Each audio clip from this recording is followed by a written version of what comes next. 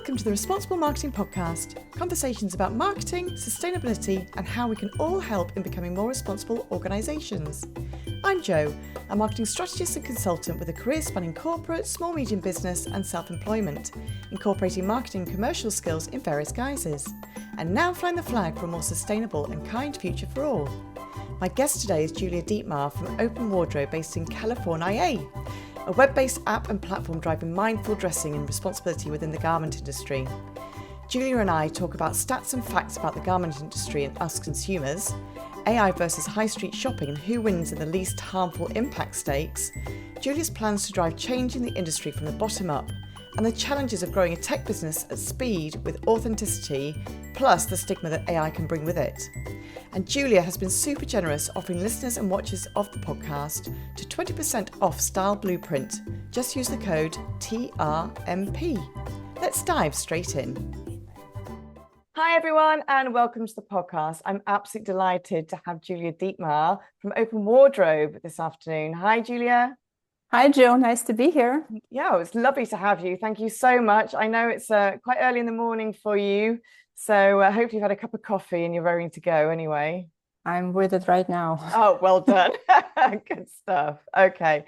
So Open Wardrobe, I didn't know much about Open Wardrobe, to be honest. I do know quite a bit now, but could you just start off by introducing yourself and give a bit of background to your career, Open Wardrobe, how it started, and what do you actually bring to the consumer markets? Yeah, absolutely. So I started out as a software engineer. That was my kind of first career. And after that, I wanted to get closer to the customer and be more to business side. So after getting my MBA, I was doing a lot of product management work for companies like Yahoo. I worked on Yahoo Shopping. And it was in the days when Yahoo was still a pretty big company. Oh, right. Okay. Yeah. And then I got into a startup that was acquired by Walmart. Okay. And that's how I got into retail. So retail was absolutely new industry to me. I got into it completely, almost accidentally. Yeah. And while at Walmart, I was working on different verticals. I was working on office supplies and food and apparel also. And then apparel became like a super fascinating vertical to me of retail because of all the issues and difficulties with forecasting and how do you understand what people are going to want to buy next year, right? And I became very, very interested in apparel. And then after Walmart, I went to a company that was in circular economy. Okay. They were also in apparel, but secondhand clothing for women and children. So I got introduced to that market. And then after that, I worked for a company that developed AI for retail. And in the very early days of AI. So we were doing generative AI when it was not even a buzzword. Not even a thing. and yes, and then we worked with a lot of retailers and a lot of apparel retailers and apparel brands. And there I kind of understood deeper the issues that they were facing with. Yeah. And the idea of Open Wardrobe was born from all of that experience. Okay. We started with really trying to figure out how do we empower consumers to make better choices when it comes to getting dressed. And by doing that, send better signals to the industry. So hopefully the industry will reduce overproduction and become kind of better. Respond to the consumers' arguments, I guess, or votes for, or against. Absolutely, yeah. So Open Wardrobe, I'm calling it platform for mindful dressing. Yeah. And what it is, it's a tool. It's a tool that helps you getting dressed. And helps you understand yourself better so that you can make better choices. Yeah, I absolutely love this whole mindful dressing thing, this ethos that you've got. So that's clearly, I mean, your background, you've got really extensive. When I've kind of looked at your profile on LinkedIn and things, your background in AI is really quite extensive. And you've mentioned a couple of big brands that you've worked for already. what really kind of intrigued you about AI? Is it just because it was really new? You're obviously quite forward thinking in your own manner anyway. So was it because it was really new? Because it's quite unusual to have a female with such credentials in that area, I think, anyway. It's probably changing now, I would guess. But certainly, like you said, when AI was just starting out, really, there wasn't really much development in that area. So what made you fall into that? So what made me create Open Wardrobe? So Open Wardrobe was always envisioned as AI-enabled platform. Okay. And the reason for that was because technology got just far enough when we started in 2021. So by then, technology got just far enough to actually be useful in helping people do two things. One is digitizing their wardrobe, because to get the most out of your platform, you need to digitize. Yeah. And before AI, you had to do all the work yourself. You had to take the photos. You had to say, oh, this is a photo of a dress, and this dress is red, and it has, pockets, and whatever that is. And it was a very tedious and lengthy process. Yeah. Now you still have to take photos. I mean, that did not go away yet. Maybe we'll come up with something later. And we do have other methods of how people can add items to their wardrobe. But still, of many millions that have been uploaded on our platform so far, 93% of them, people taking photos of their clothes. Yeah. Okay. Because, we all want kind of our own stuff. So, but what AI does, it makes it very easy. You upload a photo, everything else is done for you. The categories, the colors, all the embellishments, everything is done for you, and it becomes just much easier and faster. Yeah. That's one thing. And the second thing is, what do we need these platforms for most of the time, right? Most of the time, we need ideas, and we need our creativity to be sparked, so to speak, in order to understand how do I, let's say I go to a store and I buy a blouse, and most of us work like that. Yeah. You buy a blouse in mind that you're going to be wearing it with a particular pair of pants or a skirt. And beyond that, most of us do not venture, right? There are very few people who are super creative in how they get dressed. Most of us are very conservative. Yeah. And this is what this AI is designed for, is to really spark your creativity and give you ideas. Okay. And you can basically say, okay, I am looking at this blouse. I know I want to wear it today. How do I wear it? And it starts spitting out like a bunch of ideas of how you would wear it with other things in your closet. And then we took it a little bit more beyond that, and we said, okay, what if you're shopping? You're shopping for that blouse. Yeah. Yes, you have that pair of trousers in mind. But, for sustainability purposes, right? We all know that an item to be sustainable needs to be worn at least 30 times. Oh, is that the data? Is it 30 times? That's the data, 30 times. But on average, we wear items only 7 times. Wow. And that's average. So so there are some items are worn once or none, right? Yeah, or none, and still either sold on or ditched generally. Yeah. Exactly. So when you shop, what we have is we have this little tool. It's a Chrome browser extension. Yeah. You install it, and then when you shop on any website, you can have access to your wardrobe, digitized wardrobe, and our AI from any website. And basically, when you're looking at that blouse on an online store, you can say, okay, show me how can I wear it with what I already own. And it basically gets you going creatively, right? And then you can decide, okay, I actually can wear it 30 times if you're so inclined, right? If you're thinking with sustainability in mind about what I bring to my wardrobe. Yeah. So that's why AI. So that's why I thought now it's useful enough that we can have it be not just this kind of thing that is nice to talk about, but it's actually helping. It's actually a tool. And just I'm gonna be a bit testy on this, really, but sure. obviously the AI tool then is amazing because I mean that's super clever. The fact you can plug it into any website you're browsing, it can bring up your wardrobe. That's really clever. However, with all these things and talking about responsibility as we are, with all these things comes some emissions. So the fact that we're using AI, there is some pushback already. And it's only a little bubbling under the surface, I think, because I think most people just think AI, ChatGPT, that's it. They don't really realize how flexible it can be and how innovative it can be. And obviously, you've taken that completely different level on the shopping basis and wardrobe principles.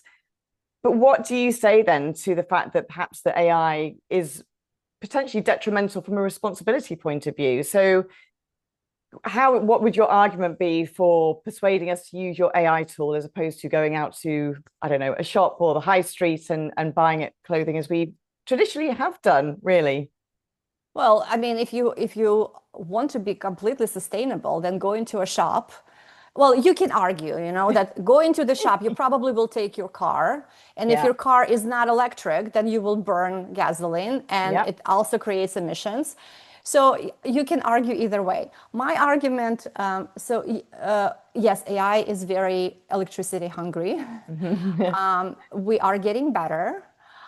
There are all kinds of clever solutions on how to reduce that or make it cheaper or not as hungry for electricity as it is right now. Yeah. So technology is going to be evolving. But my philosophy on this is this helping you in other ways that can offset all of that? Okay. Right? Yep. With same argument as you're hungry, you need groceries, you get into your car. Great if your car is electric, but if it's not, you Yeah. need to burn gasoline. So do you not burn gasoline and go hungry? Yeah. Right? So we need to weigh all of this pros and cons when we make Yeah. decisions for ourselves. Yeah, it's true. And I think there's also an argument for, a lot, I don't know what it's like in the States, because I should have said actually you're based in California, which is hence the time difference. Yeah. I'm not sure what it's like in the States, but certainly here we have a lot of high street shops that have closed down. So it makes it more difficult actually for us to shop kind of in a physical form, if you like. And so therefore, I guess you're pushing people to really kind of like browse the internet. So they're almost using more by just kind of, I don't know, just researching and thinking, well, maybe not. Could I wear that? I don't know how to think about it. I'll put it in my basket and leave it. So actually leaving all those websites open and live rather than using something like you've got, for example, like Open Wardrobe, where actually it works with the website to say, yes, this is a great fit for your wardrobe now, or maybe not this time, or unless you buy this, these other garments that go with that. That's the kind of like the advantage, I guess, as well, isn't it? Yes, it is. Well, even if you do go to the shop, Open Wardrobe is available on the phone, right? Okay. You basically you are talking to a person in the shop. You're the shopping assistant, and you can say, "This is what I have in my wardrobe. Help me buy something that I could wear it with." It's yes, it's definitely working offline and online. Yeah. You mentioned that a lot of stores closed. Same here. Okay. Same here. We, especially after COVID, a lot of physical locations have shut down. Yeah.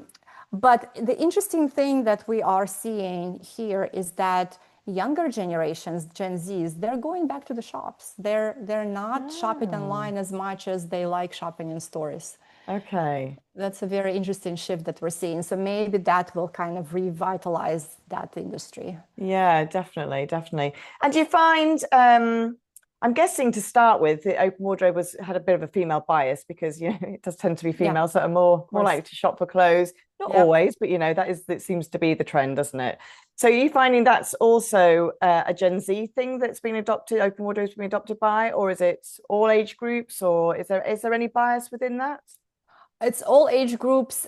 Gen Zs are more likely to start kind of jumping in and start digitizing, but we're finding that our most loyal and most powerful users are actually older, Okay. like 45 plus, I would say, Yeah, okay. and men and women. Men actually tend to be a little bit younger, and men are using the platform very differently. They just tell me what to do. I don't really I don't need, just yeah, okay. make it easy. And women, they want to understand. They want to know like what colors and are good for me and what's good for my body shape. And all of that is more, although we have tools for men and women for all of that, women are more they more wanting to understand in depth when men just like give me an easy button. Yeah, I think that's like me and my husband shopping, to be fair. Yeah, I wander yeah. around the shops, time and time again, and he just pulls some t-shirts and a pair of the jeans off the shelf. So it does, yeah, that does make complete sense. And is there any country bias? I know that you operate in a few countries. Just where are you operating at the moment, and what's that been like? Kind of how has it been adopted or received in those countries that you're now working in?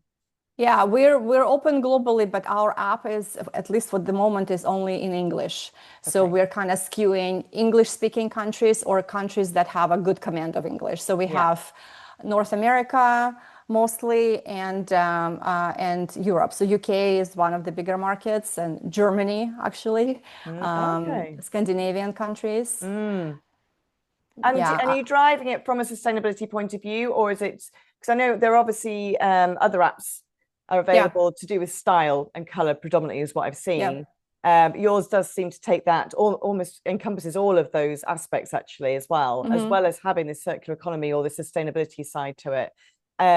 So do you find then that that's because the age group that you're looking at, so you tend obviously seeing the kind of 45 years plus, is that because of that side to it as well, because they can have that impact or they know they're doing something good by reusing their wardrobe? So I mean, because you're making like the maximum of the traditional capsule wardrobe, if you like, which has been around since, I don't know, the year dot, about you can have six pieces in your wardrobe and make 30 outfits out of it, where I've Mhm. always been, well, okay, I might have six items in my outfit, I can't make 30 outfits, I can only make probably three, or four maybe at a push.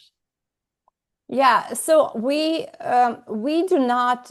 Yes, our mission is very much sustainability focused. So if Yeah, you go on our mission phase, we say that we want to help keep clothes out of landfill.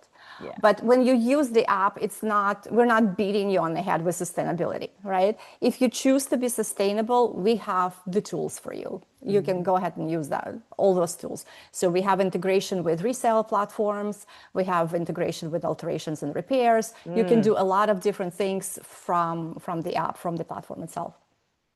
But if you are not a super sustainably mindful person, but you just want to understand what suits you, how I should dress for my body, what are the good combinations of things, or you want to be even simpler. You just want to share your wardrobe with your sister or your friend and Yeah. style each other. That is also available. So it's all kind of designed to help with sustainability, whether or not you think about it in your everyday life. Yeah, I do absolutely love your share your wardrobe aspect to it.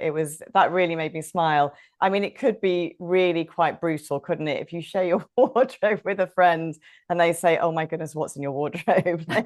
Why have you got those in your wardrobe? It's terrible." There could be a bit of that. Yeah, so I get what you mean about not beating people over the head about sustainability, but how is it impacting the industry? Because obviously, I mean, the garment or apparel industry, if you like, they seem to be kind of chief in the running of, this is where we need to change consumer behavior and all that kind of stuff. So how do you feel like you're actually making some steps forward, and the people that are using the app, for example, or the website, are making those steps forward and the industry is starting to listen? So we are not working with the industry yet. Okay. That is the goal. But the current goal is empower the consumer. Yeah. And by sending the signals to the industry, hopefully that will trickle, right? The Yeah. industry will start listening. There are really good solutions for the industry. And I know you guys, like Europe, UK specifically, you're way ahead of where we are with sustainability practices and all the regulations Oh, that have been okay. It's passed and interesting. traceability and all of that. So I'm definitely watching everything that's happening there. But I'm thinking that by giving consumers Yeah. the right tools so that they stop overspending, right? Stop overbuying, because many of us have like probably 3 or 5 of the same or similar t-shirt or shirt or Absolutely. whatever, right? So that is kind of sending indirectly, it's sending wrong signals to the industry that we need to produce more of that. We don't, right? And so that's what we're focused on. We're focused on really kind of giving tools to the consumer for now. We're hoping that this will translate to the industry soon, Yeah. but we're still in the very early days of our journey. Yeah, I think it's a tough industry to crack, to be honest. There's so many big names that really could make such a difference, and obviously lots of smaller brands that are really trying to make steps in this area. And I guess that maybe it's just a case of it comes back down to marketing, which is my industry. And I've said before in my podcast, my industry is probably one of the worst industries to be in for around this kind of like discussion point, because all we drive is consumerism, or what we have done in the past. And there's a pocket of us trying to change that and trying to get businesses or organizations to think more responsibly, whether that is, whether it's purchasing or whether it's profit levels, people, whatever it might be.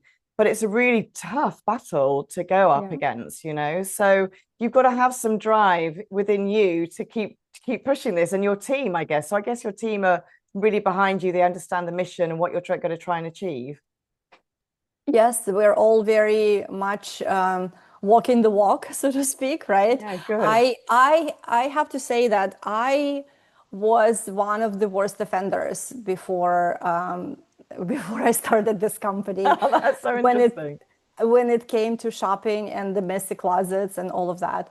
And now that I have this tool, it's really, I'm not compelled to go shopping as much as I used to. Okay. I still have like tons of options when it comes to getting dressed, and I became a lot more mindful in how to bring things into my wardrobe and what to get rid of. So it's been an eye-opening for me personally, and my team the same. Yeah. So when did that change happen? Was that when you were working at Walmart and you were seeing the forecasting side, or is that just something, I don't know, I think it's a or the combination of circular economy, things. the Yeah, involvement? and I think COVID was also kind of a part of this transformation, because I was sitting at home. The idea for this whole company was kind of born out of sitting at home and staring at the messiness and that was in my closet, and so I think it was a combination of things, but. Now we're kind of back in the world, we're traveling, we're doing all the things, going to the office, and still I'm not kidding, I used to buy probably an item a week. Okay. And now it's maybe 5, 6 a year. Okay. Gosh, that is But quite, yeah. yeah, Okay. and then but it became way, way, way, way more like, do I really want it? Do I really like it? Do I really need it? Is that going to Yeah. suit me? So I started really to think about what Yeah. I'm And I buying and guess it's buying. about longevity of product as well, isn't it? It's extending the life. So you've talked a bit about the garment repair and things like that you've added on, because that's part of it, isn't it? Like extending. So even if I was listening to something on the radio this morning, so even if you are buying, because obviously not everyone can buy expensive brands that perhaps last longer. So, there are, various income levels and spend levels across the world. So even if you are going to those shops that perhaps are on the lower cost basis for a consumer, you can still find ways to let those or make those garments last longer. So again, whether it's matching it up with other items in your wardrobe or even the repair side or whatever that might be, how does that work for you, the garment repair side and creating that kind of longevity? Yeah, so we have partnered with a sewing studio.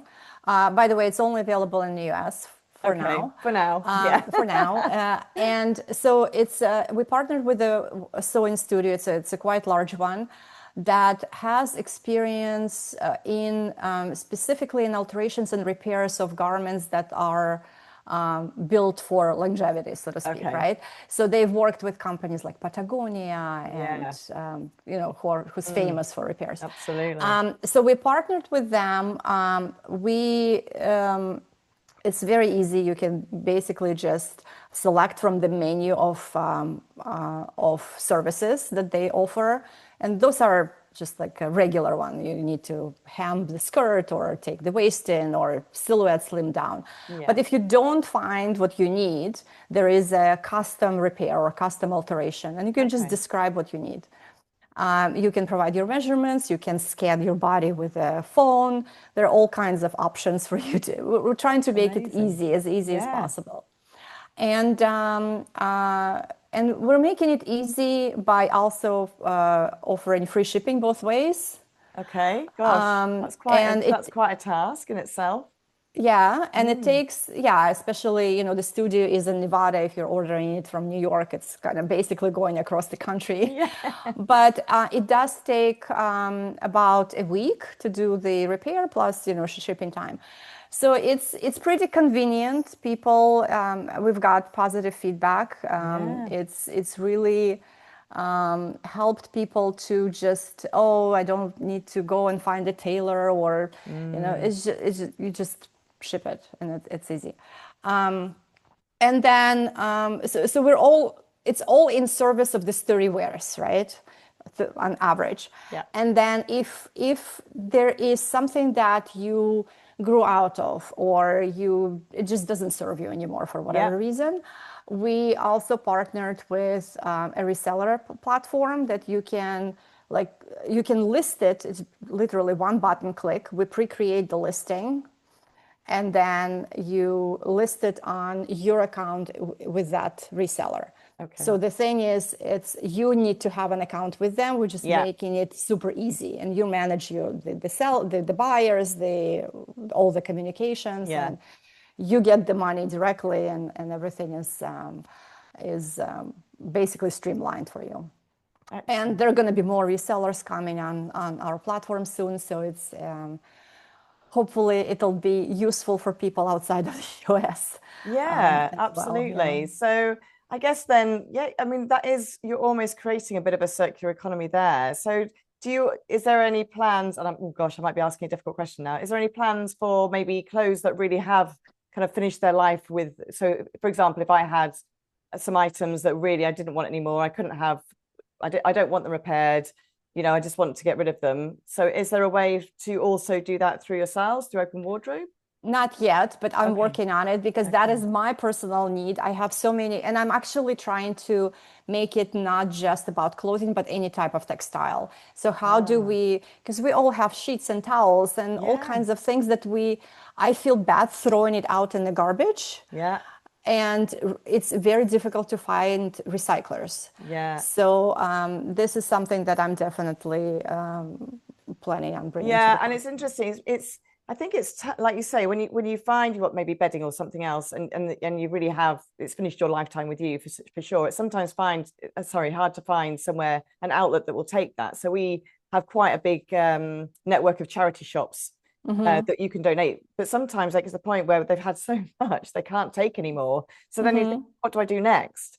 I'm very Yeah. lucky. I've got a friend who I know very well, and she's from Ghana, and she actually sends out containers of clothing and bedding and things like that to her village in Ghana.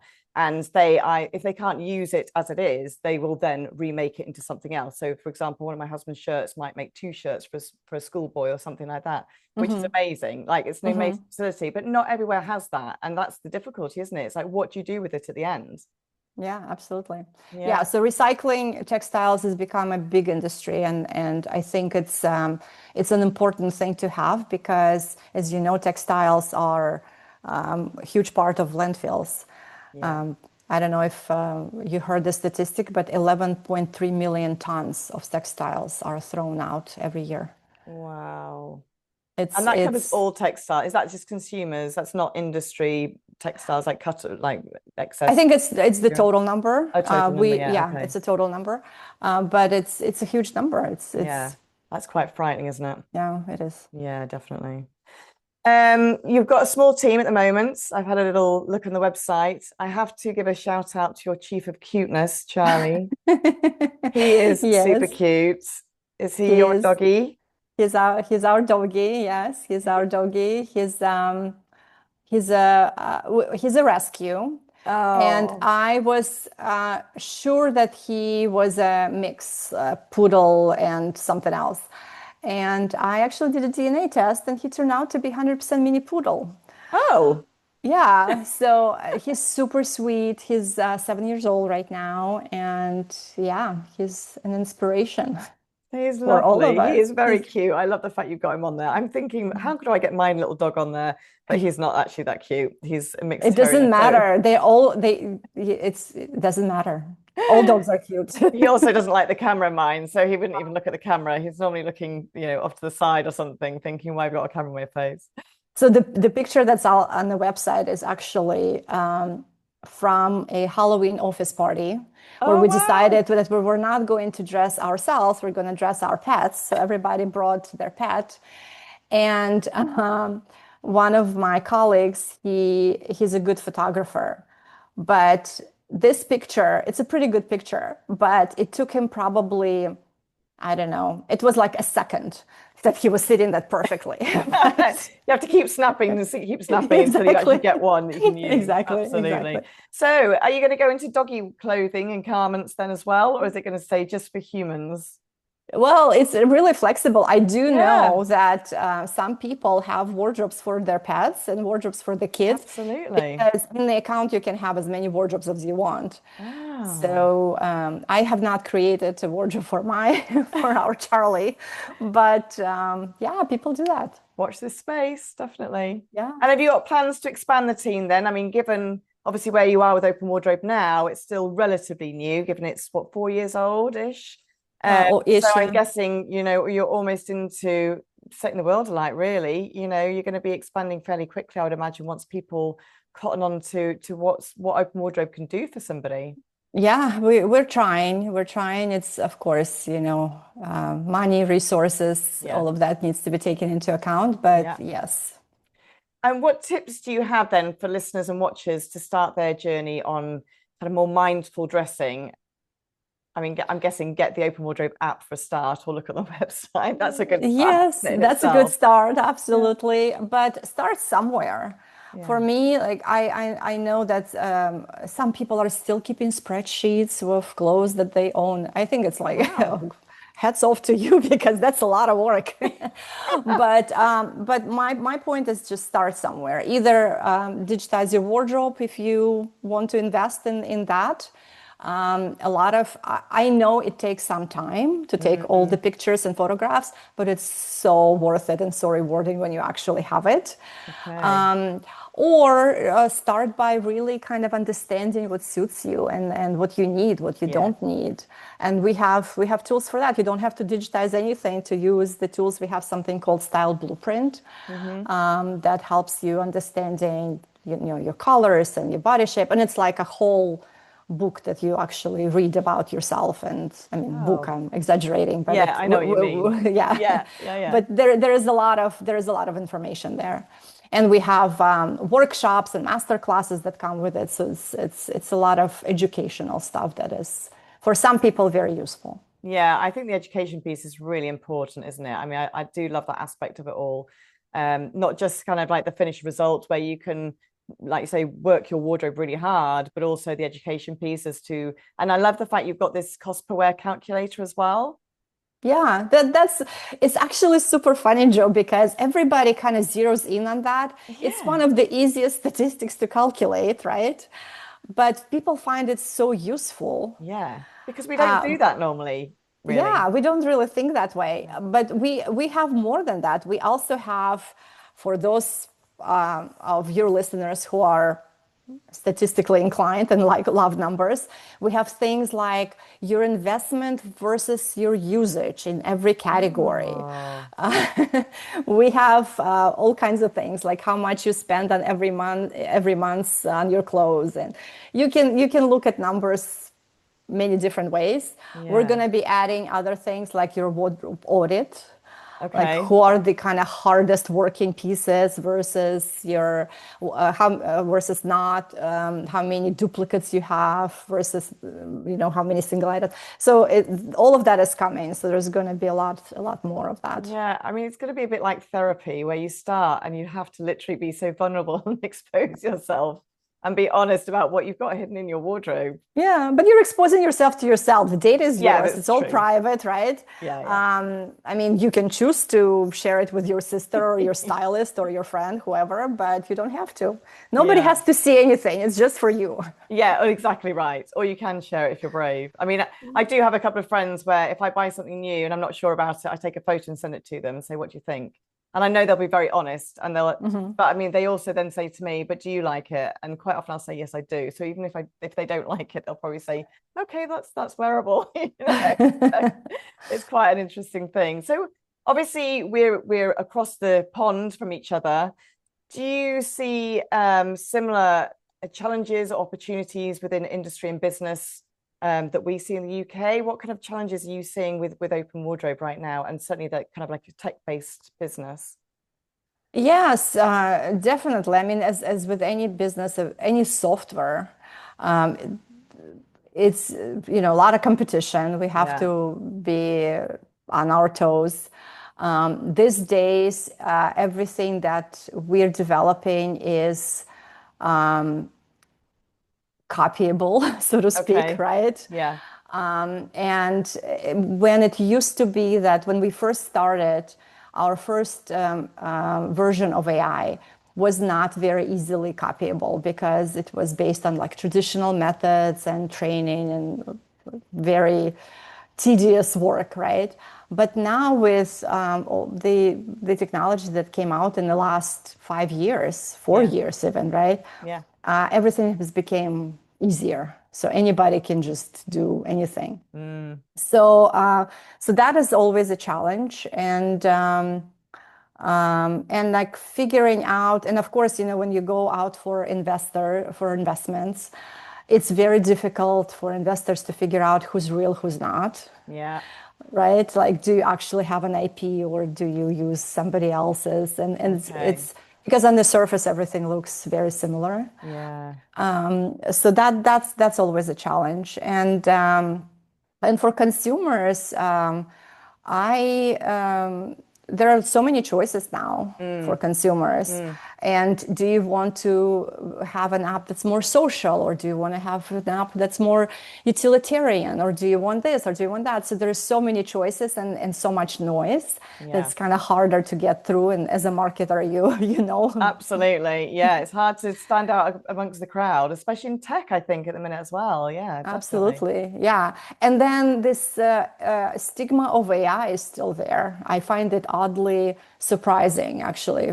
For maybe for me it's surprising because I've been in tech for such a long time. Yeah. Maybe that's the reason. But I do get surprised by the fact that some people like, I don't want AI to recommend my outfits. Like, why does it matter if it's Ah, that's so right? Or interesting. yeah, it's kind of like, oh, I want a human.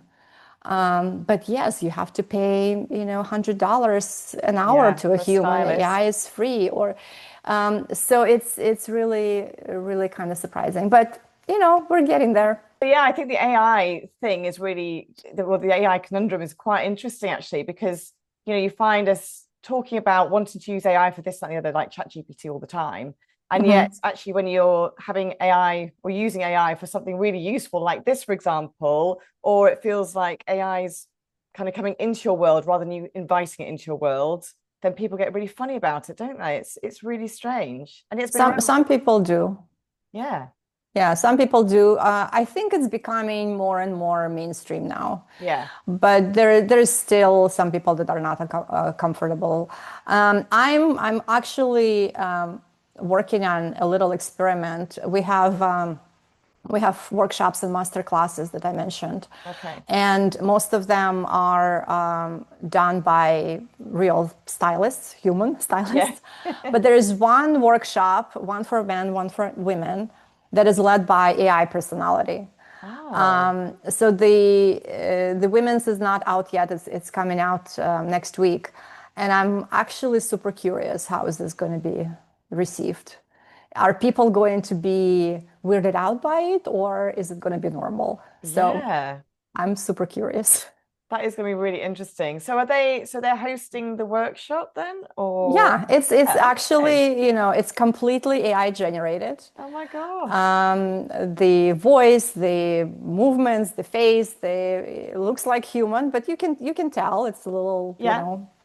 but yeah, we'll see. I'm actually curious. Check it out when I'll email you when it's Yeah, out. please send me a I'm link because I'd be I absolutely will. fascinated to see how that works, even just to, just how it's hosted and things like that. Sounds fascinating. Yep. Julie, it's been amazing. I do have one last question for you, and it's a book recommendation, either fact Okay. or fiction. So it can be about industry or it can be a fictional book, something that you just found really interesting, and it could be from your childhood or more recent, whatever you're reading on your bedside table right now. Anything for our viewers and listeners? I just actually finished a few weeks ago a book that was recommended to me, and I found it very, very interesting. You, as a marketer, probably have read it. It's by Robert Cialdini, Okay. and it's called Persuasion. Oh, no, I haven't read that actually. Persuasion. Check it out. It's Persuasion. really Okay. interesting. It's written for consumers to help consumers to resist against marketing tactics, so to speak. Oh, That's why I thought it was very, very interesting. But check it out.